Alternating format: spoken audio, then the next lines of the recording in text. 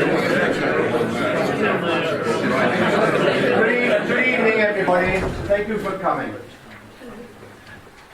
In his recently published biography of Winston Churchill, the Mayor of London, Boris Johnson, tells the story that one February morning, wet, cold, the Chief Whip came to the Prime Minister with bad news and told him that one of their ministers had been found in a compromising position with a young guardsman on a bench in Hyde Park at 3 a.m. that morning. Churchill said, do I hear you correctly, Chief Whip? On a park bench with a young guardsman at 3 in the morning in this weather? And the Chief Whip replied in the affirmative to all the questions. Churchill puffed on his cigar and said, "Good God, man, it makes one proud to be British."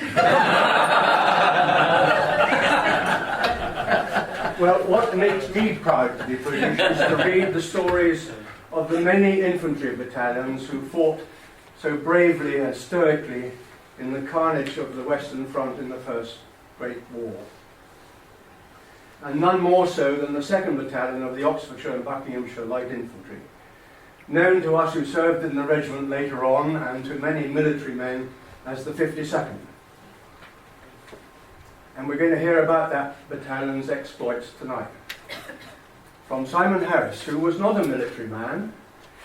Dr. Simon Harris was a consultant anaesthetist. And when he retired a few years ago, he was already deeply involved in the regiment's history because his great uncle had served in that battalion and become a company commander and won a military cross and died horribly in great pain from a shrapnel wound in his shoulder, and he was aged 21. Having discovered so much about the battalion in his researches, Simon approached us and said, "You haven't got a history of this battalion in the Great War. I will write it for you if you would like me to do so." We said, "Yes, please." It was published in 2012. It's a damn good read, and I thoroughly recommend it to anyone who is interested in the subject. But as well as being educated and entertained by Simon tonight, you're all helping the Green Jackets Museum in their special appeal for the exhibition to be put on next year, opening on the 25th of March, entitled The Road to Waterloo. The museum obtained a grant of £100,000 from the lottery fund towards that exhibition, but of course, as usual, more is required, and the target is £150,000 on top of that 100. And thank you to all those of you who have already donated, and being here tonight, you're helping. If you want to increase your donation, you can see Christine Pullen, the curator who's here tonight. There's going to be another lecture in January. I think you've got a note about it on your seats by someone who's talking about Monty's Men, the British Army and the liberation of Europe 44-45. Perhaps some of you can come to that as well.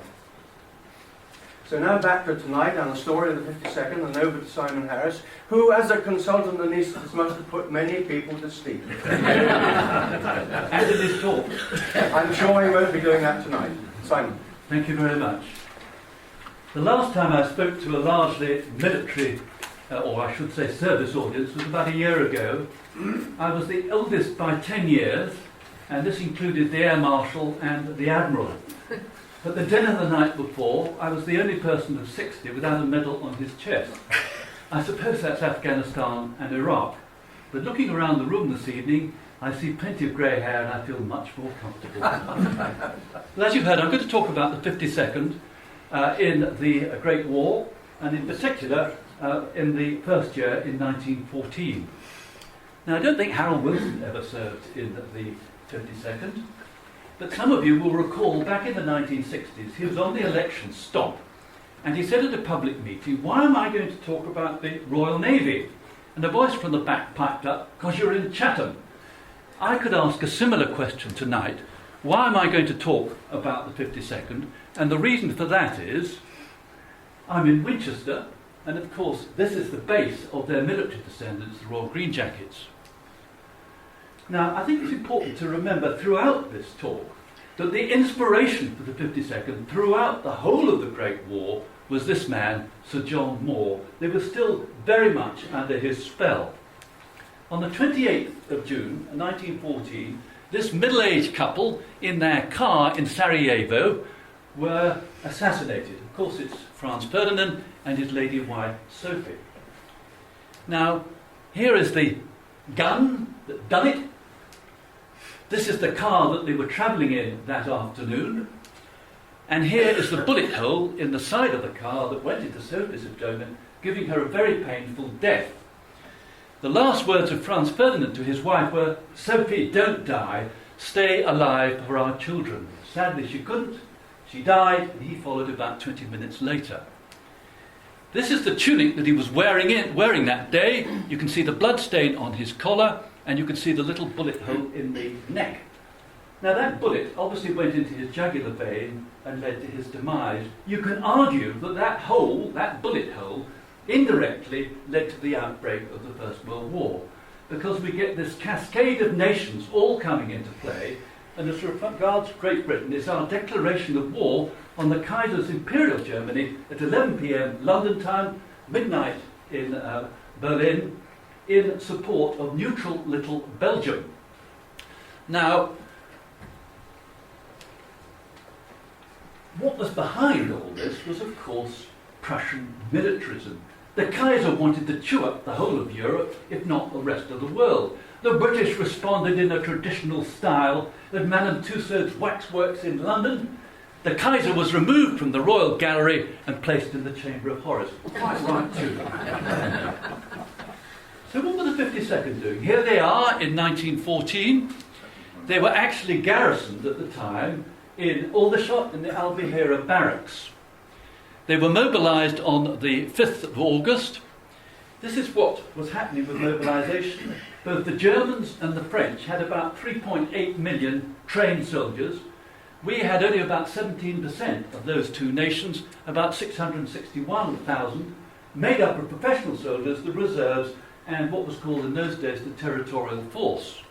Now, when you get down to numbers, the Allies, and by that I mean the French, the Belgians, the British, and of course the Russians, there were 199 infantry divisions in 1914, whereas the Central Powers, and by that of course I mean Germany and Austria, had 137. So we were well and truly on the right side in 1914 as regards numbers.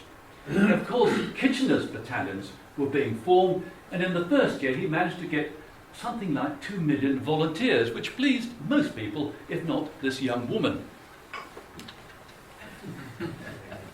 On the 13th of August, the 52nd marched to Aldershot station, say farewell to their loved ones. They're on the train and they go down to Southampton docks, where they board this ship, the SS Lake Michigan. They were packed in like sardines. It was a very uncomfortable night journey, although across to Boulogne, although in fact it wasn't particularly rough. They arrived exhausted in the morning with one exception, and that one exception was this man, Captain Harry Rabbit Dillon, who will feature in this talk on a number of occasions. Rabbit because he had prominent incisor teeth. Now Harry Dillon tipped one of the stewards 2 and 6pence, and for that he had the steward's bunk, without the steward, and a glass of restorative Irish whisky.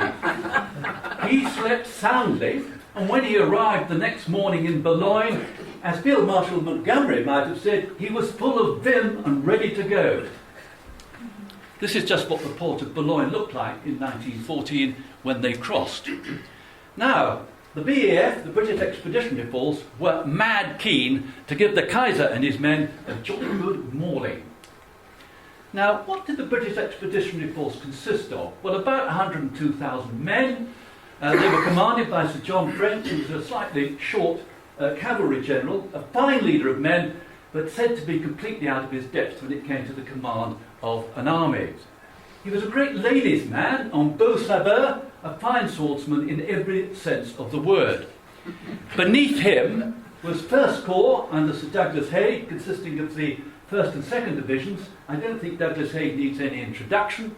And then there was the 2nd Corps of the 3rd and 5th Divisions, initially under a very fine general called Sir James Grierson. Unfortunately, when he went to France, he had an aneurysm in his heart and dropped dead. So Horace Smith-Dorrien came in and plugged the gap from August the 21st. One should also remember there was a certain amount of cavalry as well as these infantry, and they were under the Bald himself, Edmund Allenby, and there were 5 brigades. So where did the 52nd fit into all this? They had a very fine commanding officer. Here he is, Lieutenant Colonel Henry Rodolph Davis. I'll say more about him in a moment. His second in command at the beginning of the war was in fact a man called Major Lancy Rakeen, who was a DSO from the Boer War. He couldn't go abroad because of severe dental problems. He is the grandfather of the Lancy Rakeen that died in such tragic circumstances with the Green Jackets in August 1984. And Archibald Eden took over from Lancy Sr.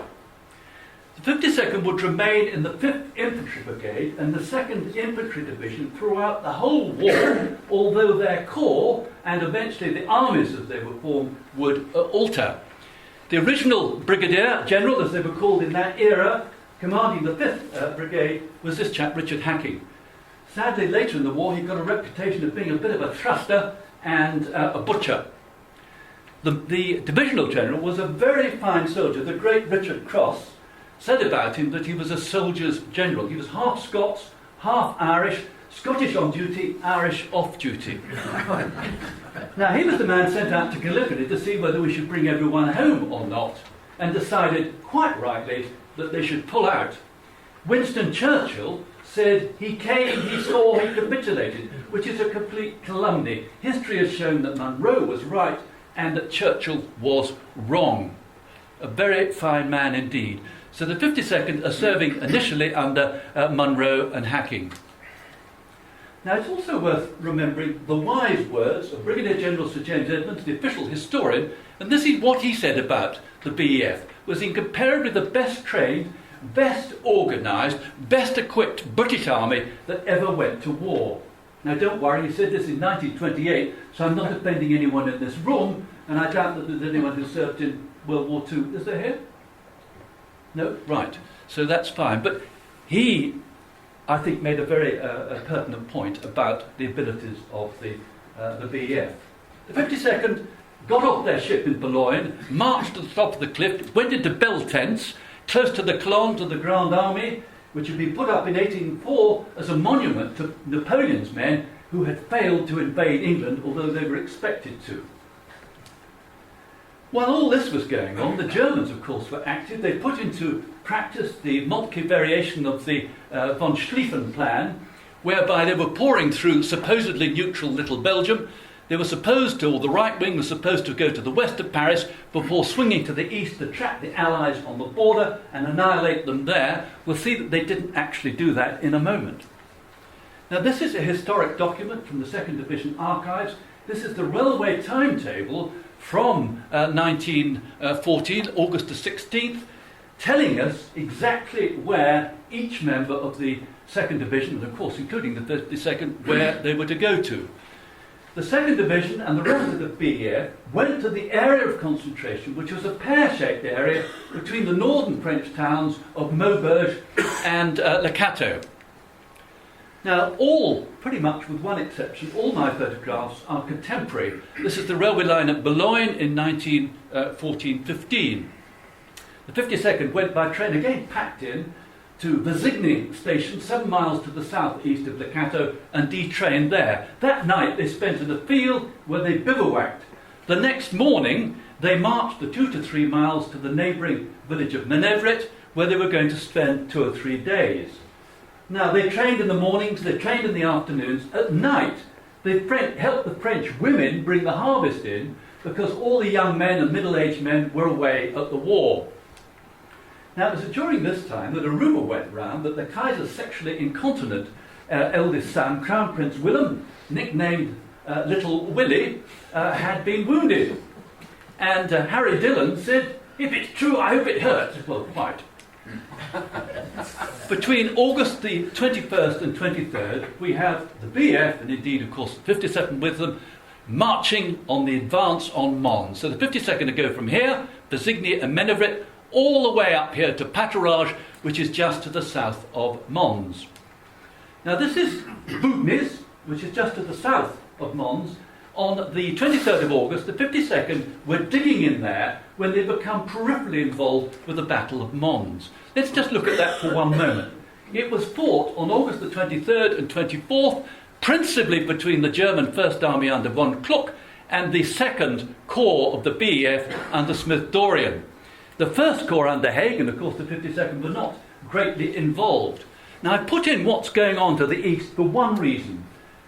The Second Army under von Bülow started to attack Landrezac and the French Fifth Army, and they did a bunk. Well, fair enough perhaps, but they didn't tell Haig or the BEF what they were up to.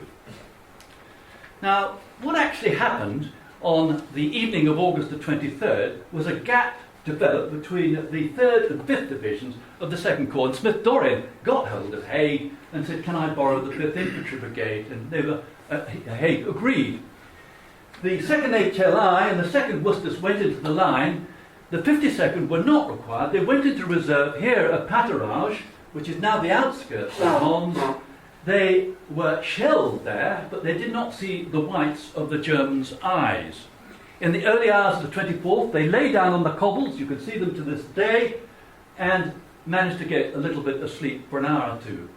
Harry Dillon did a round of all the cafes, drinking endless cups of black coffee, finishing up with a restorative glass of brandy, and felt much better for it. Particularly when Sir John French, at 1 o'clock in the morning, ordered the BF to retire, principally because overwhelming German numbers were pushing his forces back. It was a sensible decision, I'm sure.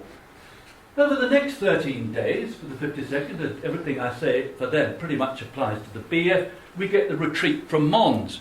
So the 52nd are coming back all the way down here, with one glorious rest day at Survey on the 29th of August, and then they're coming all the way down here, till eventually they're going to end up at the villages of Champlain and Lamigny, about 37 miles to the southeast of Paris.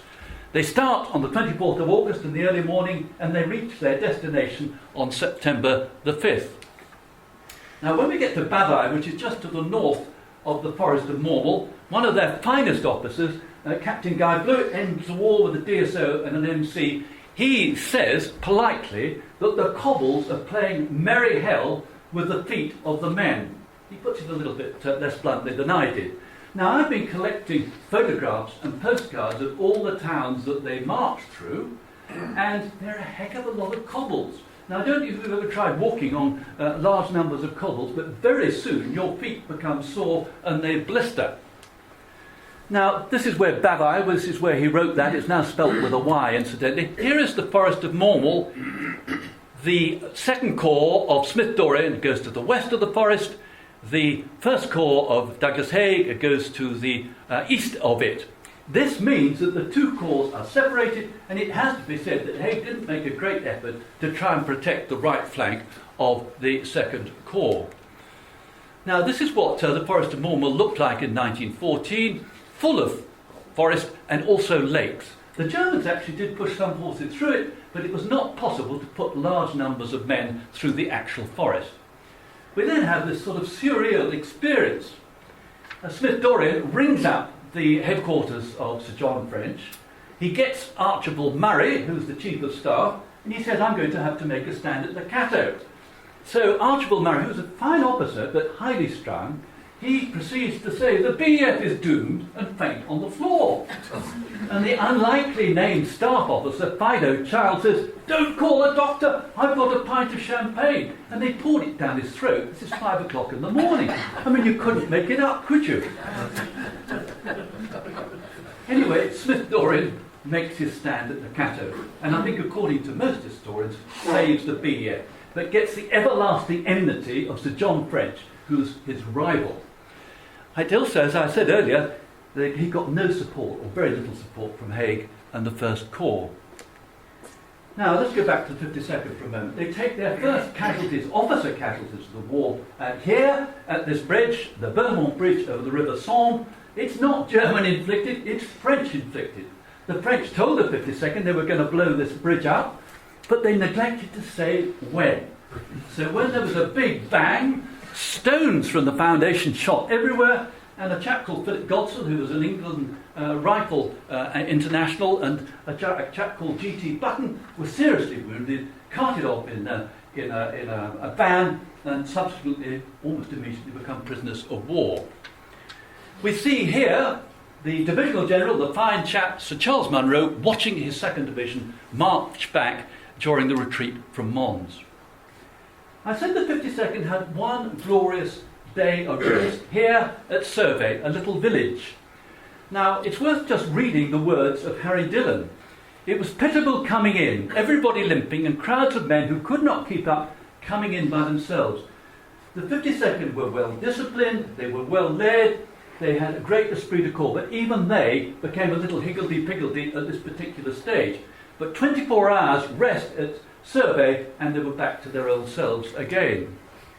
We're going to find now, of course, the BF and the 52nd are going back first of all over the River Aisne and then the Marne. This is the actual bridge that they crossed the Aisne on August the 31st. Here we are, bivouacking and the retreat from Mons, and eventually we get back to Ligny in this picture from 1913. They'd done, in 13 days, approximately 200 miles. A long, long way. So what did Henry Rodolph, incidentally Rodolph and not Rudolph Davis, have to say about it? He said that the worst thing of all was the tiredness, followed by the heat, followed by the thirst. He did allow the men to drink more than normal. It was a particularly hot August in 1914. There were also an awful lot of thunderstorms, and life was pretty miserable for them. Davis said that one of the things that actually saved them was every time they came to an orchard, he ordered a halt and told the men to pick the apples and to eat them. And the old adage of an apple a day keeps the doctor away could be well altered to an apple a day keeps the Deutscher at bay or away or something of that sort. Boots were a problem. Back in Aldershot, each man had 2 pairs of boots, but one pair in many cases had been removed and had gone to the kitchen of battalions. So people's feet were torn up, particularly as the soles of the boots came away. It's also worth noting that total number of casualties of the BF, something like 15,000, which is a huge number. Another problem that the officers of the 52nd had was that a lot of them had upset tummies, and Guy Blewett put this down to bitter red wine. It doesn't seem to be terribly sensible to be drinking red wine in the heat of that August, but anyway, they did. He was not the only person to be suffering from an upset tummy. Douglas Haig himself, on August the 25th at Landrecies, went to the medical officer and said that he got acute abdominal pain. Constipation was diagnosed and he was given a heck of a dose of a laxative.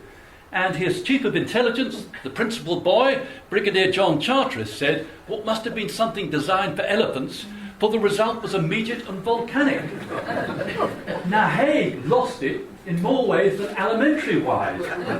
He was wandering around his headquarters in full uniform with a drawn revolver, saying, "We must sell our lives dearly." He thought that the Germans were about to overrun them, and I believe that the records of the First Corps for about 4 or 5 days are missing because they were all burnt. Haig did not perform terribly well during the retreat from Mons, although he did make up for it in Ypres. Well, we've gone all the way back to the southeast of Paris. It's time to change round. The First Battle of the Marne, which officially is fought between the 7th and 10th of September 1914, although some people include the 6th. Now, at the end of the Battle of the Marne, it was the Kaiser who was crying his eyes out, and Papa Joffre, the French commander-in-chief, who got this big French grin on his face, as well he might. Let's just look at it. Here is Paris. Here is the BEF tucked in very handily to the southeast. Here is the French 6th Army under Minory, the French 5th Army under Desprez, and the 9th Army under the great Foch. Approaching them in front of Paris is the German 1st Army under von Kluck. Now, he's invited by his superior, not ordered, invited by his superior, von Bülow, commanding the 2nd German Army, instead of going to the west of Paris, to swing across to try and take on the French 5th Army. Well, of course, all this does is it exposes his flank to the French 6th Army and to the BEF. It has to be said, in the Battle of the Marne 1914, it's the French that do the bulk of the fighting. The British are there in body, but not in spirit. The big hero of the moment is the French Commander-in-Chief, General Joffre. He gets wireless intercepts from the top of the Eiffel Tower of all places, which tells him what von Kluck's doing so that he can order an attack into the flank of the German First Army, and he does precisely that. So what were the British doing at this time? Well, on August the 30th, Douglas Haig cabled the cabinet back in London, saying that his men were worn out, they couldn't fight in the front line for 10 days, and anyway he's going to retire behind the Seine. I mean, even Squishy Asquith was appalled by this and sent out Earl Kitchener to sort Haig out. And to sort French out. And Kitchener came out in full Field Marshal's uniform, which upset Sir John French no end, because he was still only a general. And effectively what Kitchener did was boot Sir John French up the backside and say, the cabinet orders you to get into line with the French. And in fact, well, he did eventually do this, although he waited for another 4 days, something of that sort. The other big hero of the Battle of the Marne is another Frenchman, I'm afraid, Joseph Gallieni, the 65-year-old defence minister. He gets the Paris taxes, this is an original one, puts the reservists in them and sends them out to the French 6th Army. So what about the 52nd? Well, they were following the Germans up as they retired over the Marne and then over the Aisne. Would they go all the way back to Germany? It was hoped they would, but they dug in on the north bank of the River Aisne. They were absolutely astonished when they got to this bridge over the Marne and Charlie. You'd have thought the Germans would have blown it, but they didn't, so they just walked across. Well, we're up now to the Battle of the Aisne, and I've been slightly disparaging about the British efforts so far, but they redeemed themselves, certainly, I think, in the Battle of the Aisne, which was officially fought between the 12th and the 15th of September. And the British Tommy was mad keen to plant little lead pellets into the backsides of the Germans to kick them back over the border. Now let's just look at where the Aisne is being fought. To the north we have Léon, to the west Soissons, to the east Reims. It is a triangle. Across the base of the triangle is the River Aisne, the British at this end of the line, and the 2nd Division are here in the red circle at Vailly. Now the 52nd come up on September the 13th to the Aisne at a little village called Pont d'Arcy. They're going to eventually get across, and they're going to spend the next month in the village of Moussy and the village of Soupir and the farms here, Ferme de Metz and the infamous Le Cour de Soupir. And I should also mention, we'll come back to that, the adjoining quarry. Now, of course, the Germans were not inactive. They were sitting there with their Mausers, hammering away at the BEF. Now, this is, I think, an interesting picture because this shows actually what the 52nd saw on that September the 13th, 100 years ago. They come down this road here and look what's happened. The Germans have blown the bridge. Well, you'd expect them to do that, wouldn't you? So what they had to do was walk 100 yards downstream, and then the engineers came up, and you can see here they put a temporary bridge across on barges. And at 5 p.m. on September the 13th, the 52nd get across onto the northern bank of the Aisne. And you can see the destroyed bridge in the background. Now this is the village of Moussy. This is a contemporary 1914 picture. This is one of the villages that they would stay in. They take their first officer casualty from German action at 1 p.m. on the 14th of September. And it's a very fine officer too, although he's at the stage only a lieutenant. Reginald Mansfield Owen, Reggie Owen. He's hit in the chest here at the Ferme de Metz near Moussy, in the chest by shrapnel balls. In fact, he does return to the 52nd with still shrapnel balls rolling around in his chest and rises to become the second in command in 1916 before having a horrible death at Dives on the Somme and dying on the 2nd of August 1916. Reggie was a feisty character. He tried to sue the War Office because the RMC had cut his uniform off to get at his wounds, and Reggie wanted his money back. Well, he wasn't alone. A tank commander joined the Battle of Cambrai in 1917. He managed to lose his wig, yes, his wig, into one of the canals. And he too tried to sue the War Office. I doubt that either Reggie or he got their money back, but you never know. That sounds a bit like Blackadder, that, but still.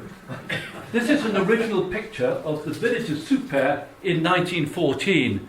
You can see the River Aisne here in 1914. This is the east end of the village here, taken from the hill above Soupir, where the farm, Le Cour de Soupir, is. Now, this is the famous chateau, which was used as a hospital during the fighting that September and October. It had been owned by Gaston Calmette, the editor of Le Figaro. He'd been murdered the previous February by this woman in a crime of passion, Henriette Cailleur. The French let her off. She didn't even get imprisonment, let alone the guillotine, because it was a crime of passion. Well, there you go. The church there was also used as a hospital during this time. It was completely destroyed during the war. Now, this is a historic document. This is from the 2nd Division Archives, a trench map from that actual time. You can see here's the farm, the Cour de Soupir. Here is the line of pseudo-trenches that the 52nd were in, with the 2nd HLI on their right and the 2nd Worcesters on their left. 5th Infantry Brigade here, and the adjoining 6th Infantry Brigade towards Moussy. This shows it in a little bit more detail. Again, this is a historic trench map. Here's your chateau, here's the church, the river's down here, this is the village of Soupir, this is the firm, Le Cour de Soupir, and this is the quarry here. This shows the British line, this is where the 52nd are, in red, and 500 to 700 yards away is the blue line, which is the Germans. Now, this is me standing on the German front line, here, looking down at the new Le Cour de Soupir. What this demonstrates is that the Germans held the high ground. Invariably in the First World War, they picked where they were going to fight, and normally they would pick the high ground, and this was no exception. Now, this is what the farm looked like, Le Cour de Soupir, in 1914. It was a large, stone-built farmhouse, very much in the English style. This is what happened when the German guns got after it. This is what it was like when the 52nd were there. You can see the pump that the 52nd did their ablutions by, but watch what happens as the war goes on. And eventually it ends up like that. But it is rebuilt just to the south of the original site. Now, on September the 16th, the 52nd have a minor disaster. They're out of the line, they're in billets in Soupir, when they're summoned by the 2nd Grenadier Guards to come up the hill to support them, because it is thought that a German infantry attack is about to go in. C Company are sent up the hill, they're sent to shelter in the little quarry, and in particular the caves that are in the north bank of the quarry. So they're there out of the way, they're quite safe. They're pulled out when they think the infantry attack's coming in. The officers of C Company have just appeared. A shell comes into the quarry, explodes with an enormous bang. The quarry is filled with pungent yellow smoke, and C Company, the officers, have effectively been decapitated. All but one officer is either wounded, mortally wounded, or is killed. Here are a couple of them who were killed that day. Paul Gérodot lived for about 10 minutes.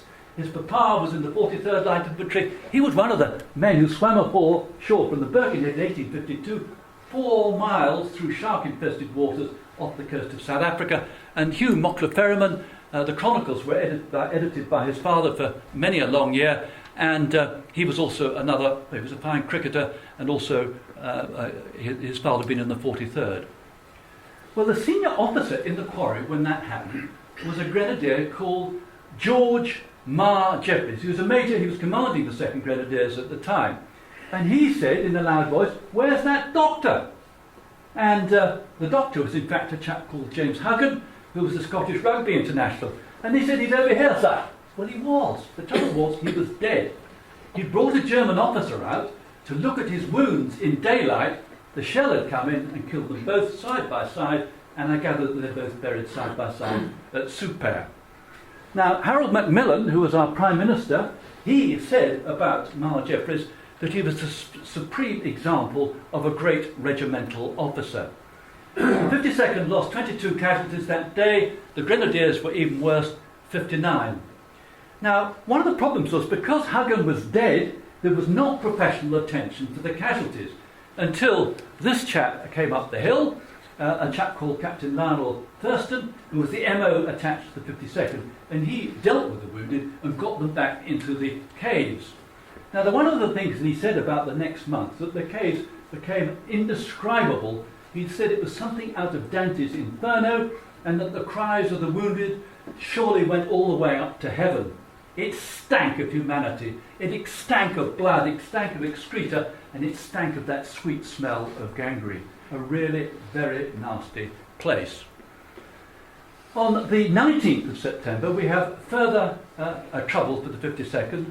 Rosalind Evelyn, who's a captain, is killed. He'd been wounded on the 16th, but he'd come back to duty. He was pretty safe in a hole in the ground when he heard and saw pigs and cattle in their enclosures being burnt to death. He got out of his hole in the ground to try and free them and was struck by artillery fire. Now, of course, he's a well-known name in the Green Jackets. The late Robin Evelyn was his nephew, I said to Robin Eberly some years ago how much I admired his uncle for trying to save the animals, and he said to me, just a waste of human life. He's right, but I think it does illustrate just how fond the 52nd were of their animals, of course their horses, but when they go up to Ypres, they're constantly milking cows, freeing chickens, pigs, goats, you name it, who'd been left behind when the owners had done a buck because the Germans were approaching. The other officer I'd mentioned already, the Guy Blewett, a very fine officer, he was struck below the right eye by a single shrapnel ball. He didn't lose his vision, but when he could open his mouth all right, but he couldn't close it again. Here is the actual shrapnel ball. You can see the depressions made by his bones on it. It is now a bangle used by his, when I last saw her, daughter who's in her mid-90s but was in very good health. This is what the caves in the quarry looked like when the 52nd officers went back in 1920. This is what they look like today. Thank God there's a grill on them. They are vast. You can put a battalion of men down them. They go back to the Middle Ages. I was taken down with my brother, either then or by the owner of the place. Not a very nice place at all. And this is a very interesting picture, again an original photograph from my collection, which shows the French in occupation of the caves in 1917. And I think it gives you an idea what it must have been like inside under relatively civilised times. Well, we're off again now. It's October the 14th, and the 52nd, with the rest of the BF, of course, are moving up to the Belgian city of Ypres. There are two reasons for this. The first reason is the authorities wish to reduce the length of the lines of supply of the BF to get them closer to the Channel ports. And the other reason is, of course, is that both the Allies and the Central Powers are trying to outflank each other, and so you get what's called the race to the sea. Now, the 52nd are packed into this train like sardines once again. They have a very uncomfortable overnight journey up all the way up to Hazebrouck, where they arrive the next day. Now, they're all exhausted. They march from Poppingate to Ypres proper. There's one man in the 52nd who arrives fighting fit and full of vim. Yes, you've guessed it. It's Harry Rabbit Dillon. He's the billeting officer. He's sent ahead in the staff car, and he stops off for a splendid meal in Beauvais, ends up with beef Wellington, washed down with some really wonderful wine. So when he arrives at Ypres, he's all ready for action. We're up finally to the battles of Ypres, 1914. This looks horrible, but it isn't. Basically, the first battles of Ypres take place from the 19th of October all the way through to November the 22nd. Fighting continues throughout all that time. The subdivisions are relatively arbitrary. Langemarck, which the 52nd take part in them all, 21st to 24th of October, then Gelivold, which is the 29th to the 31st of October, and finally the big one, November the 11th, the Battle of Nonne Bosschen. But it's important to remember that the French were fighting in the south throughout this time, and of course the British were fighting from the Bassée through Armentières up to Messines Ridge. Now, the old Kaiser was a bit of a vain fellow. In the mornings he'd like to admire himself in the mirror. He didn't like what he always saw. This, of course, is the emblematic cloth hall at Ypres. People don't commonly know that the Germans actually got in there on the 7th of October. Cyclists, almost tourists, bit of cavalry as well. They never got in again. Now, let's just look at this for a moment. Why is the First Battle of Ypres so important? Well, if the Germans had taken Ypres, the Channel ports were vulnerable. If the Channel ports went, effectively the war was almost certainly over. It was at this stage that Kaiser Bill described the BF as a contemptible little army. He probably didn't, but it was put about that he did. And of course the men picked up on this, and they loved calling themselves the old contemptibles. We're going to go, to start with, to the north of the Ypres to Menin Road here, to the Red Circle, and watch the 52nd attack up the axis of the Saint-Julien to Poelkappel Road during the Battle of Langemarck. Now, this is just an overall picture during the actual battle. Here is obviously Ypres. The red line is us, the British. The green arrows are the Germans. And this is where the 52nd are going up this road there.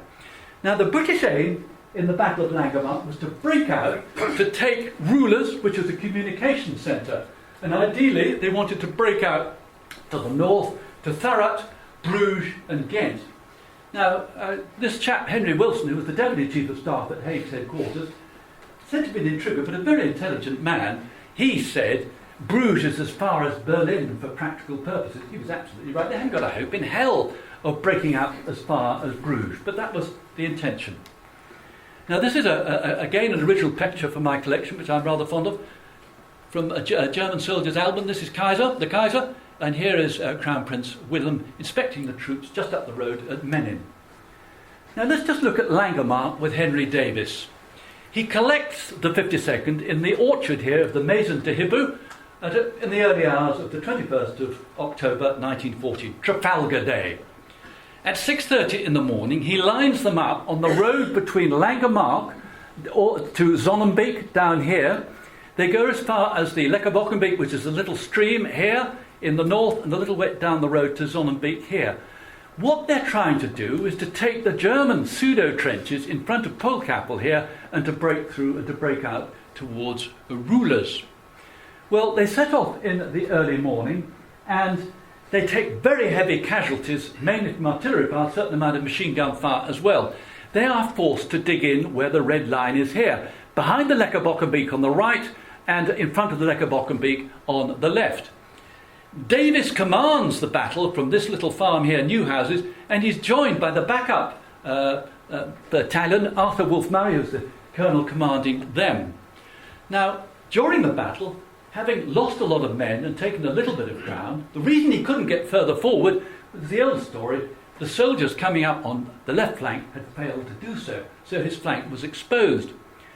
And he then gets a message from Claude Westmacott, who is his junior at school, who orders him to retire back to where he's come from. And quite reasonably, he said, look, I've lost all these men and we can hold ground perfectly well. So Westmacott takes it up with the 2nd Division General, and Munro says, look, you've got to do it. So reluctantly, Davis was just about to give the order to retire when the order is rescinded. So they dig in and they stay here. Now, this is what Langemarck looked like in 1914, quite a nice little village.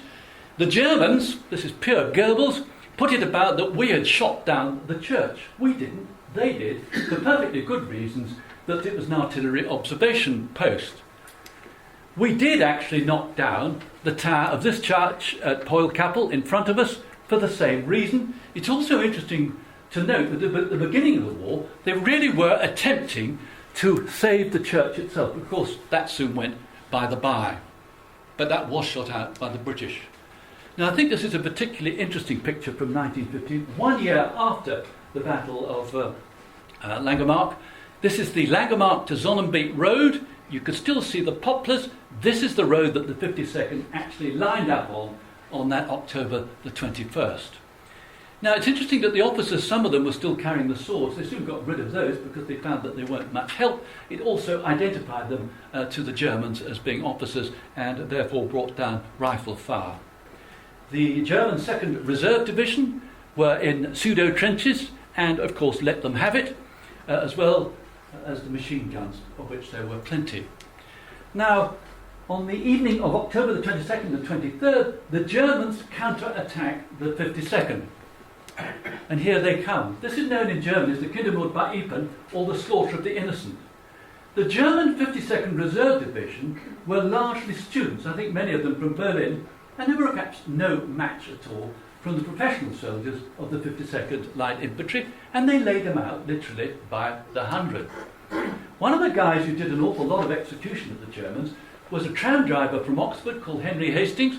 He sat in this culvert here, you can see it today, this is the Leckerbockenbeek, shooting into the flank of the Germans as they came across towards the 52nd. This is the St. Julian to Poelkappel Road. He was a very decent guy. He went out with a wheelbarrow at night and he fetched the Germans wounded in. And they said to him, kind Kameraden. Not so the Germans in the front line. They shot at him, undertaking this humanitarian work. Here he is with his wheelbarrow and he gets a very well-deserved Distinguished Conduct Medal. Now, on the same side of the road, it's Harry Dillon again. He's got a mixture of companies, all mixed up together, higgledy-piggledy, and he's the one who organises them on the 22nd and 23rd to try and stop the Germans breaking through. And according to Dillon, they just manage it. On one day, he had a line of rifles in front of him in his hole in the ground, and he blasted away at the Germans, and they counted in front of him, I think it was 30 to 40 dead Germans. He killed 8 the day before. They held on, but only just. He also said at the end of one of the days, he looked down at his right hand, it was blue, one big bruise from ramming in the bolt of his rifle. Now, on the other side of the road, this is the Leckerbockenbeek again, towards Langemarck, exactly the same thing was happening with the 52nd on that side of the road. Now, in January 1943, the Germans were in a lot of trouble in Stalingrad, and Hermann Goering, no less, gave a radio broadcast to try and persuade the 6th Army to continue fighting at Stalingrad, also to persuade von Paulus to commit suicide. None of it worked, but using the legend of Langemarck as an example of sacrifice to be followed. It didn't work. Now, we move forward to 1917 just very briefly. By this stage, Henry Rodolph Davis had been promoted as Major General in command of the 11th Division, and he retakes the ground that his men had taken 3 years before on the Polkappel Road. And he orders his engineers to place this cross over the graves of his men, which some of them are still apparent. Here are a couple of men who were killed that day: George Marshall, Christopher Murphy, young, innocent subalterns, shot by artillery fire early in the action and died. Alan Harden was a very experienced company commander. He came across the road to speak to Henry Davis. Davis said, "Don't come," but he would come, and he got shot through the head, and he was a big loss. The 52nd lost dead 5 officers and 70 other ranks, multiplied by 3 for the total casualties. There were Germans counted dead of 740 in front of them, again multiplied by 3 for approximate casualty rate. We must leave Langemarck, moved on briefly to the Battle of Gellivelt, 29th to the 31st of October 1940. Really the big action, the famous action, of course, is that of the 2nd Worcesters. I'll say a little bit more about that in a moment. Now, the old story about it, not so much the apple in the hand, but the pear on the ground caused all the trouble in the Garden of Eden, took on an entirely new meaning for me when I saw this particular picture. This is, of course, the Kaiser, and this is Little Willie. Now we're going to go to the south of the Menin Road.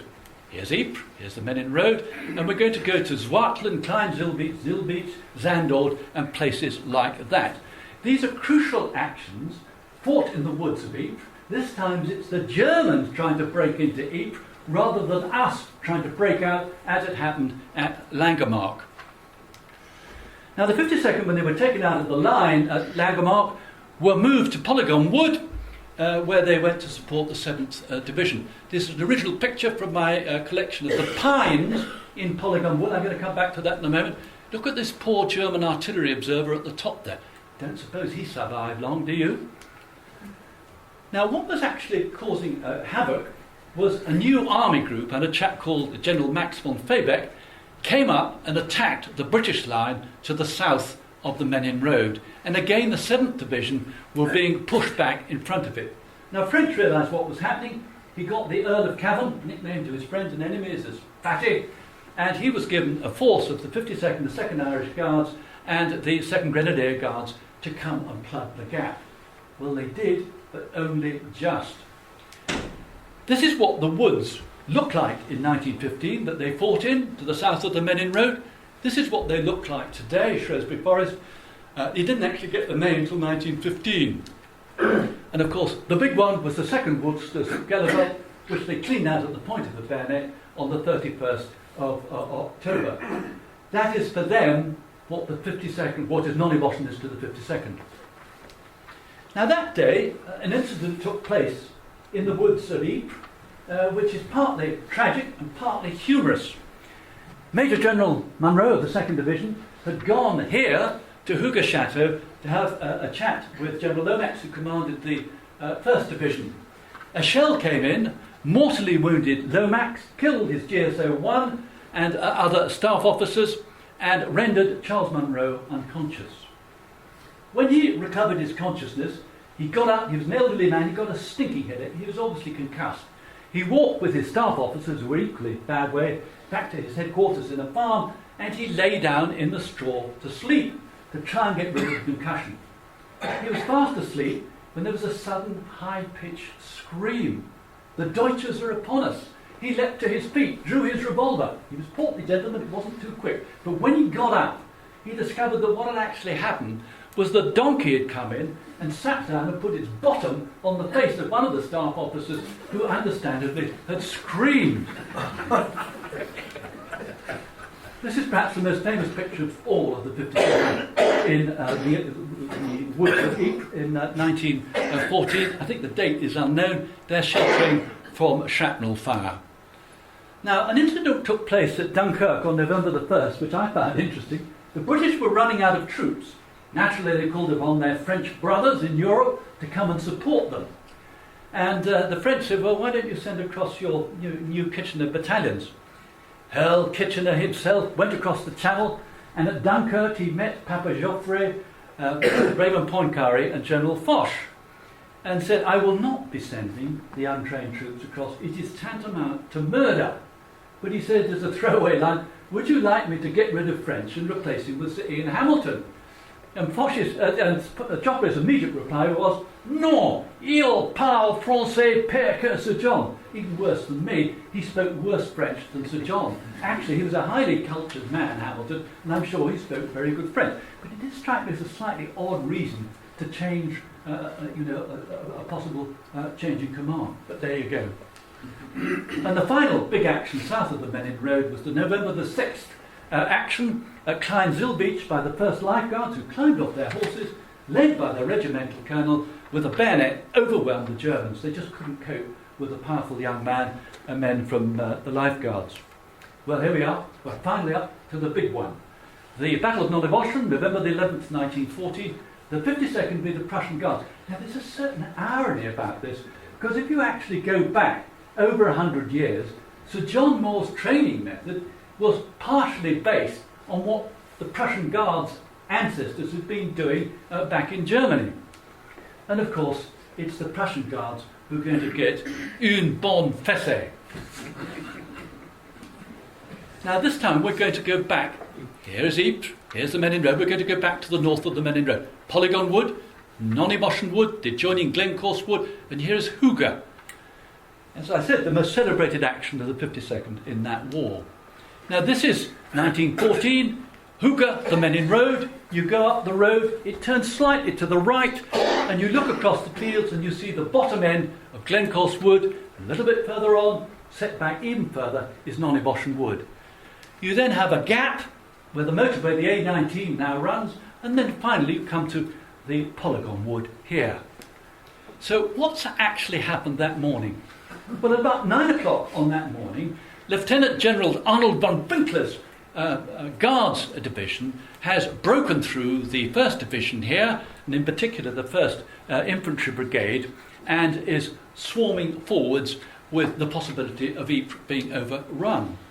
Now again, this is a historic document, because this again comes from, I think, the 5th Brigade archives. This is the plan that they actually used at the time. Here's Polygon Wood, Nonne Bosschen, Glencorse Wood. This is the 1st Brigade trenches. The Prussian Guards are going to overwhelm here. They are the 1st Scots Guards, 1st Coldstream Guards, 1st Black Watch, 2nd Munsters. Now they overwhelm the 1st Brigade, who are commanded by this chap, Charles Fitzclarence, nicknamed the Demon, with a VC, and they spread some of them up into Nonne Bosschen Wood, some into Veldop Wood, and some, a very few, go straight on. Now, in fact, the front line of the 1st Brigade didn't fight at all. They'd been overwhelmed by artillery fire, but the support trenches did, but they were overwhelmed by the Prussian Guards, as you can see here. The Prussian Guards went on at quite a lick. Now, they were huge men. Geoffrey Titherington buried 3 7-footers. They were recruited from all over Germany, with the exception of Bavaria, and most of the German units were actually locality-based. The actual units that the 52nd are up against are the 1st and 3rd German foot guard regiments.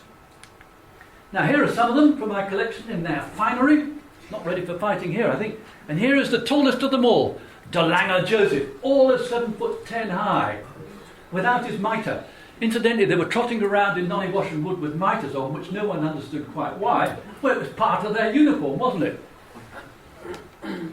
Now here is their command. You've already met the Lieutenant General Arnold von Winkler, the Guards Division Commander. Corps Commander was General Baron Karl von Plattenbau, and the Army Group Commander was General Alexander von Linsingen. All fine Prussian professional officers. Now, not all of the Prussian officers behaved in, how can I put it, in a tactful manner. This chap, who commanded them pre-war, General Dietrich Hulsen Hasseler, had been at a dinner with the Kaiser, and after dinner he did a pas seul, which is a sort of homoerotic dance, in a pink tutu, and proceeded to have a coronary thrombosis and dropped dead in front of the Kaiser. You think I make it up? Here's his grave. Now, if you think it's only the Prussians that behave in that slightly eccentric fashion, you will be wrong. At the Battle of Jutland, fought in 1916, we find Captain Jimmy Green, RN, who was the captain of HMS New Zealand, a battle cruiser. He wore a flaxen Maori skirt. I think it's pronounced pew-pew. Now, the reason for this was to try and ward off German shells on his ship. Actually, it worked. Only one shell hit the ship. But of course, as you know, David Beatty was going to lose 3 battle cruisers that day. Anyway, back to Nonne Bosschen. This is something I've come across fairly recently. This is a historic document again. This is Claude Westmacott, temporary commander of the 5th Brigade, informing the 2nd Division some Germans have got into Nonne Bosch. That's at 5 to 10 in the morning. This is 2nd Division to Lieutenant Colonel Henry Davis, of course, of the 52nd, about 20 minutes later at 10:15, which says, get yourself over to Westhook, and I'll explain why in a moment. This is where they were, at GURKHA. They probably spent about a couple of hours getting across to Westhook, which overlooked Nonne Bosschen Wood. The reason for that was they were subject to artillery fire. Now, when they eventually arrived at Westhook, let's just see what was happening. Here's Polygon Wood, here's Nonne Bosschen Wood, and here is Glencorse Wood. At Westhook was the 41st Brigade Royal Field Artillery under this chap, Lieutenant Colonel Stephen Lushington. He had got the 9th Battery, the 17th Battery and the 16th Battery, each of 6 18-pounders, which you can see up here, firing away for everything they got into Nonne Bosschen Wood, where they could see the Germans milling around and in fact shooting up the slope at them. Also there was a French 75 down the road, or a number of 75. This is of course where the Prussian Guards are breaking through into Veldup Wood and into Nonne Bosschen Wood. I'll show you that in a moment. That is where the 52nd are going to charge. Now when Henry Davis arrives with the 52nd, Lushington says to him, thank God you've come, as well he might. He'd got no infantry in front of his guns whatsoever. He'd taken his cooks, his officers' servants, his bottle washers and Uncle Tom Cobley and all, given him a rifle and stuck them out as makeshift infantry in front of his guns. If the guns were taken, the way was opened to Ypres, so no wonder he was pleased to see Davis and the 52nd. There's a 1 in 3 chance that those actually are Lushington's guns that you can see there. 12 days before the action, here they are at Zandvoort. Now, it's been said that the Battle of Waterloo was won on the playing fields of Eton. I would suggest to you that the Battle of Nonne Bosschen was also won there, because the key figures, Stephen Lushington, Henry Davis, Claude Westmacott, were all old Etonians. He's the senior in army rank, at least temporarily. He's the junior man. Now this is the view that Davis had from Westhook, looking across to Nonne Bosschen Wood here. Please note the farmhouse there. I'm going to show you that again in a moment. Here's Glencorse Wood. And you can see that the ground, although there's some dead ground, it's pretty open. And they're Prussians shooting at him up here. So what is he to do? Well, he's ordered to clear the wood, which sounds very sensible, get rid of the Prussians. At the same time, the demon, Fitzclarence, orders him to go to the southeast corner of Nonne Bosschen Wood to rescue some of the first Black Watchers stuck there by the Germans. So Davis had to make a quick decision. Actually, it's not a difficult one to make. He informs the 1st Brigade, I'm not going to do it, I'm going to clear the wood. And that's precisely what he does. And here they go from the northeast to the southwest through the wood, about 3 p.m. in the afternoon. The wood consists of small chestnuts, small oaks, undergrowth of hazels and maples. Remember, up the road, Polygon Wood is mainly fir trees. This is what Nonne Bosschen Wood looks like today. It hasn't changed that very much. There are rides through it. The only problem is the Belgians, I regret to say, have built a lot of houses in it, which is a shame. Here are the people who are going to clean the Prussian Guards out. Of course, in command, Harry Rabbit Dillon of A Company, aided and abetted by Francis Peep, who is a descendant of the Dougherty, going to be killed the next day. And the other person in the front line is Cuthbert Baines with B Company. They're probably 200, 250 men in all. The reserve companies that come through the wood pick up the prisoners and the wounded and things of that sort. C Company is commanded by Arthur Tilden Patterson, who will die on the following January the 5th, having had a sardine mill with his friend Geoffrey Titherington, the Oxford Rowing Blue. And D Company is commanded by Lieutenant George Tolson, nicknamed the Colonel. He was always very liverish in the morning, but his brother company officers seemed to like him because they always gave him the top bunk in the dugout while they slept on the floor. Here are the two real heroes of the whole situation, Cuthbert Bingo Baines, Harry Rabbit Dillon. They both get DSOs, although because of a mess-up, Dillon doesn't get his until 1915. Now, unfortunately, Dillon, who's written a lot about the First World War before he died, has left about that much on what goes on in Nonne Bosschen Wood, which is a great shame. He just says we cleared the Prussians out. However, Bingo Baines has written quite a lot, admittedly some years after the event. He said he was a crack pistol shot. He said he went into the wood with 54 rounds, he came out with 2. He said he didn't miss any Germans because they were so big, so he's supposed to have killed 52 Germans. A bit too much of a coincidence with the regimental number, perhaps. Anyone spot what's wrong with that pistol there, revolver? It's a .55 Webley Mark 6. It didn't actually come into May 1915, and in all probability Bingo Baines shot with the Mark 4 or the Mark 5. On the other hand, like my great uncle, who didn't like the Webley, he probably had his own pistol as well. Now, Bingo Baines got to the edge of Westhook, and he looked across and saw the Germans shooting at him from the wood, and he thought, there's no way I'm ever going to get across there. So he got his men to run with him. They lay down in the field, they shot into the wood, they repeated it. And he eventually got there. He said, despite the fact it was November, his shirt was wringing with what he calls battle sweat. They go through the wood, he's wounded seriously in the arm, they clear the Prussians out, they clear the support and reserve trenches of the Germans, but they're unable to take the frontline trenches that had been lost by the 1st Brigade that morning because the British are putting artillery fire down on them, and Dillon orders them that they can't attack. Now, the chap by the side of Bingo Baines during all this is his company sergeant major, an interesting character called Sergeant Thomas Hudson, who wielded the Bible and bayonet with equal vehemence. Now, he was to the right, I believe, of Bingo Baines. When they went through the wood, Baines had them spread out like they were on a rough pheasant shoot. Every time a single German appeared, Hudson turned to his officer and said, "Your bird, sir," and Bingo Baines shot him. If several Germans appeared, Baines was allowed his bird, and then Hudson would bayonet the rest. This is, of course, the most famous 50-second picture of the era by William Barnes Watt. I think it's very accurate. The one big query is this Dillon or is it Baines? The great Richard Cross, who was right about most things, said it's Dillon. Dillon had died on the 13th of January 1918 with a lousy chest. He died from natural causes. He would smoke. Was not around to argue about it. Bingo Baines in the 20s wrote a rather plaintive letter to Richard Cross saying, "It's me." Well, I don't think it really matters who it is. It may just be generic, but I would say that the parting is on the wrong side for Dillon. So perhaps Cross is wrong. There's something almost biblical about the destruction of the Prussian Guards by the 52nd. You've got these relatively small men from Oxfordshire and Buckinghamshire laying out these huge Germans by the score. You know, a bit of David and Goliath. So why were the Prussians, why did they fight so badly?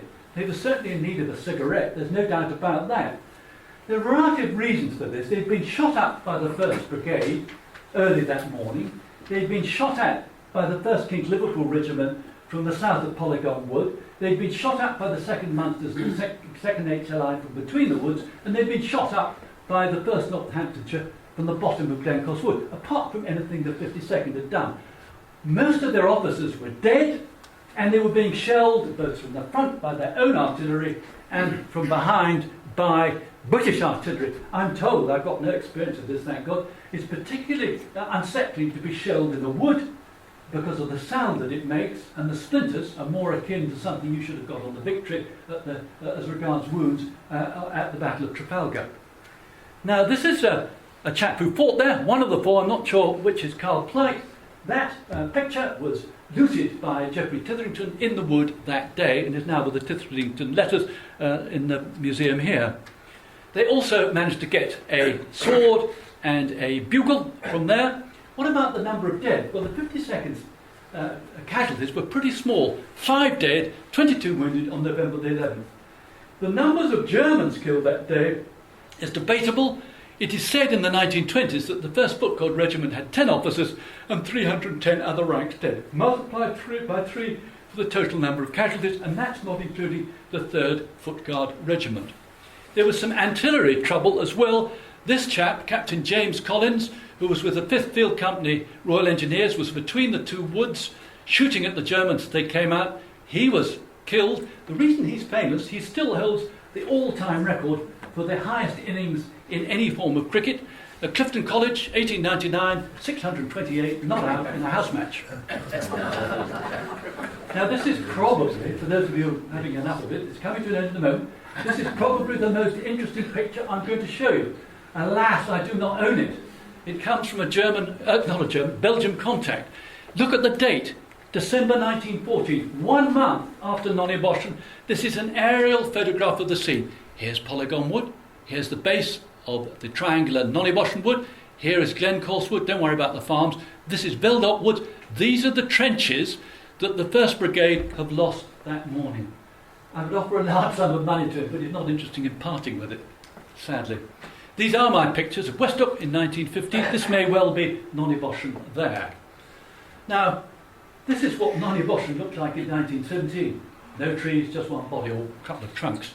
And the same with Westhook, which you need pictures from 1914 and 15, and there ain't many around. At the end of the day on the 11th, the 52nd, as the Oxfords as they're called here, are sitting between the two woods. Their commanding officer, Henry Davis, is ordered by his junior at Eton to go off and to attack down the side of Polygon Wood to try and get the 1st Brigade frontline trenches back. He does a recce in person. It's pouring with rain. He doesn't know any doubt where the Germans are. He goes back to Westmacott and he says, look, this is long. Westmacott sensibly agrees. The chap who lost the trenches that morning, Charles Fitzclarence, he got a group of guards together and he was going to attack it and try and get his trenches back. He didn't give a damn. What happened? The rain stopped, the moon came out, he shot in the chest, he dies a few minutes later. So his attack's called off and the 1st Brigade trenches remain untaken for the moment. End of Nonne Bosschen. This has always interested me. The great Richard Cross, to me, the finest of all the officers in the 52nd in the Great War, who's become the commanding officer. He's the adjutant at the moment. He's sitting with his patron, effectively, Henry Davis, in a dugout in the woods at Ypres. A shell comes in, completely obliterates the dugout around them, and all Henry Davis does is look up and say, Cross, I think you'd better cover up the butt. Adjusts his spectacles and carries on reading the Times. Now, I told that story to a famous historian who said, oh, that's pure Blackadder. Yes. It's not. Henry Davis was brave, he was determined, above all else, just like Sir John Moore, he was imperturbable. He was a very intelligent man, he spoke several Oriental languages, shy, old Etonian son of a Lieutenant General. He gets mentioned in dispatches 8 times in the Great War. Why did he not get a DSO from 1914 or 15? Quite beyond me. He should have had one. Was it the fact that he brought his Burmese mistress back with him from abroad and he then married her? You have to wonder, don't you? He's an honourable man. Casualties for the Germans, 134,000. French never know, do they? 50 to 80,000. The British losses, about 58. Oh, I shouldn't say that anymore, should I? Get into trouble. On the 18th of November, nearly down the 18th of November, the 52nd marched to Bailleul, which you can see here. This again is a card of Geoffrey Titherington's, which is now in this museum. On the 23rd of December, just before Christmas, the 52nd get into these London omnibuses, and they're off to a place called Le Couture, near to Bethune, and in 1915 they're going to be involved with formal trench warfare. Here is where they spend their Christmas in 1940. They're out of the line, there's no question of Christmas truces or anything of that sort. Now, General Wallace, you asked me to give this talk, forbid me from saying anything about 1915, but I'm going to just say this. A leap year, and there's no doubt about it that the 52nd meant to drive the point home to the Germans. As our friend from Dad's army, they don't like it up 'em. Thank you, Corporal Jones. The end. I have to say, I was just going to say, I had got, if you can see here, I should have been able to press that on my own computer, which blew up on Friday night, and you would have had the Lower Castle Yard. Oh. So I'm sorry about that. Shame. Thank you for listening. Simon.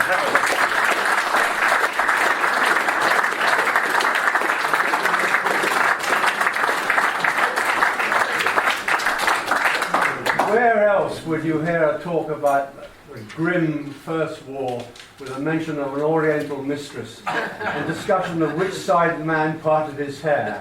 What detailed knowledge. Simon, that's brilliant. Thank you. Simon said he would answer a question or two. Who would like to have a go? Can I just make one other comment? Yes. Oh, you go ahead. I've been looking at General Chapel throughout this talk. About a year ago, at the meeting of the Trafalgar Association, which is Nelson's stuff, I was having a discussion with Corelli Barnett, the historian, about whether the people shot at dawn in the First World War should be pardoned or not.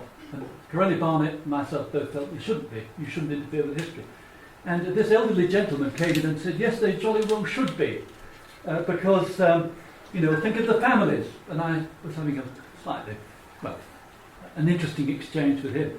And Corelli Barnett said to me, you can't argue with him, he's a field marshal. It was him.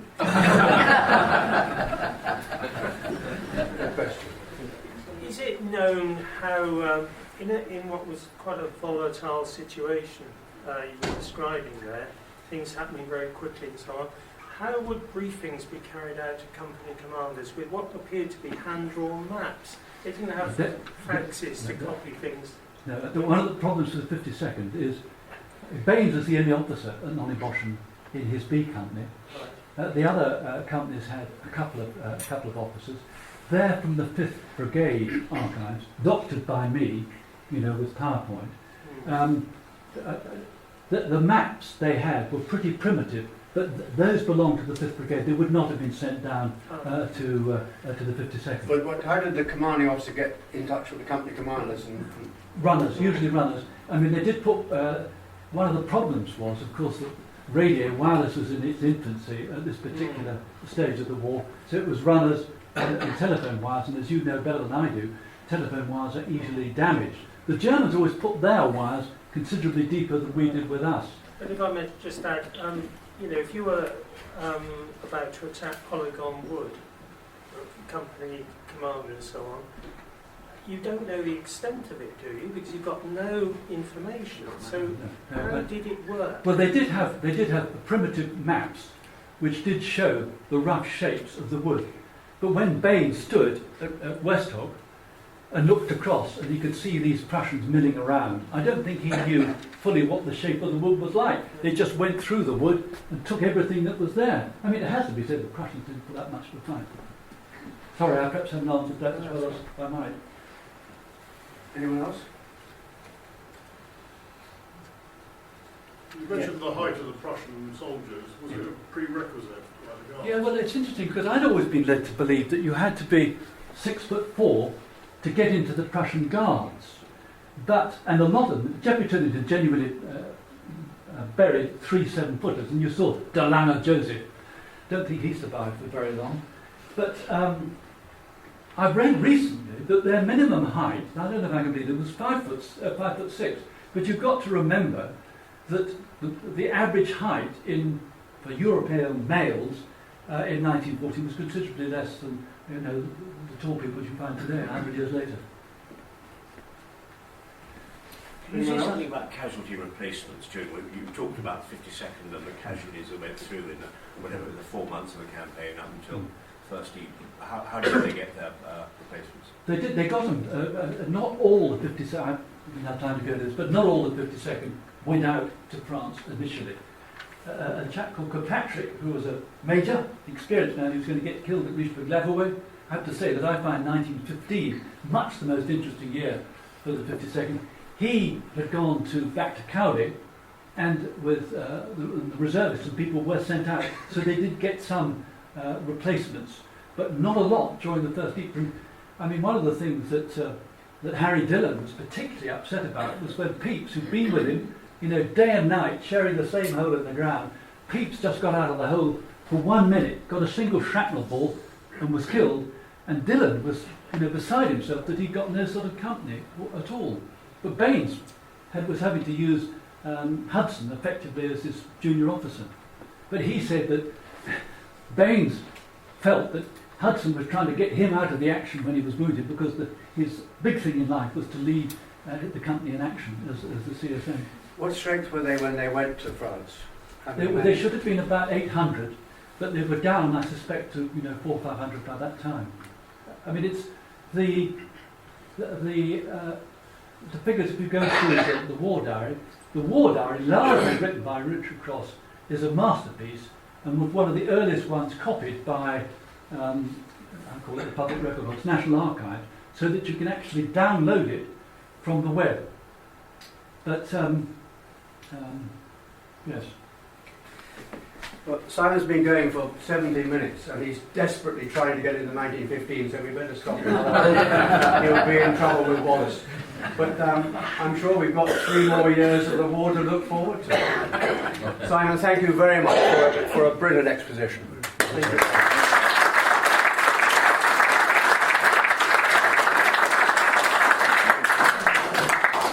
And we need to go that side of the screen now, I think. That's right, Christine?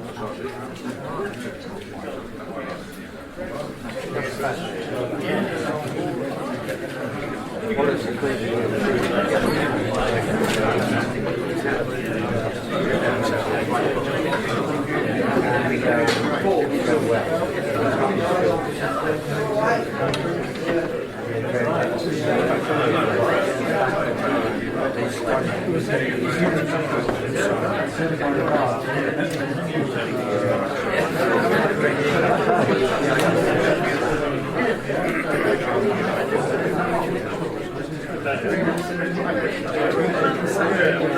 I do. Nelson and his Festival of Parfit and his adultery is not scary.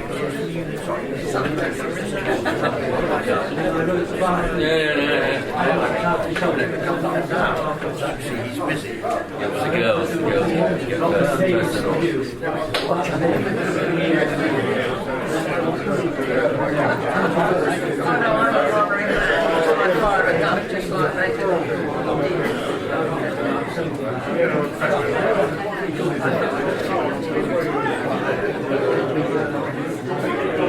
Well done, Simon. Brilliant. Very, very good indeed. Get our attention. Yes, get us to hold that. You know,